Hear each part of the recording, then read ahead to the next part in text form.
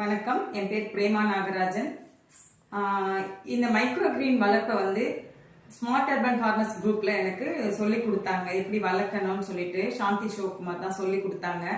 அது நல்ல பலன் இருக்கு. எப்படி வளர்ந்துருக்கு பாருங்க. இதுக்குள்ளவும் பாருங்க எவ்வளோ வேர் இருக்கு, எப்படி போயிருக்கு பாருங்க, எவ்வளோ ஸ்ட்ராங்கா இருக்கு.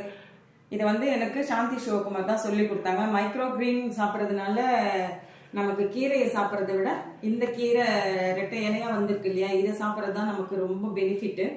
இது வந்து இந்த இந்த துண்டு வரைக்கும் கட் பண்ணி எடுத்து நம்ம சாலட்டாக சாப்பிட்லாம், சமைக்காத உணவுலெல்லாம் சேர்த்து சாப்பிட்லாம். அதுக்கடுத்து சப்பாத்தியில் போட்டு சாப்பிட்லாம், தோசை மாவில் போட்டு சாப்பிட்லாம். இது அப்படியே மசியலும் பண்ணலாம், கீரை மசியல் பண்ணுற மாதிரி பண்ணலாம், சூப் வச்சு குடிக்கலாம். இந்த மாதிரி நிறைய செய்யலாம் இந்த மைக்ரோ கிரீன்ஸு. இது வந்து கருப்பு கொள்ளு விதையை வாங்கி போட்டேன். இது வந்து வெள்ளை கொள்ளு, நாட்டுக்கொள்ளு தான் எல்லாமே. எப்படி வளர்ந்துருக்கு பாருங்க. இந்த பாருங்க, நான் கொஞ்சம் கைப்பிடி தான் எடுத்தேன். இது 2 இதுல போட்டிருக்கேன். எப்படி வளர்ந்துருக்கு பாருங்க.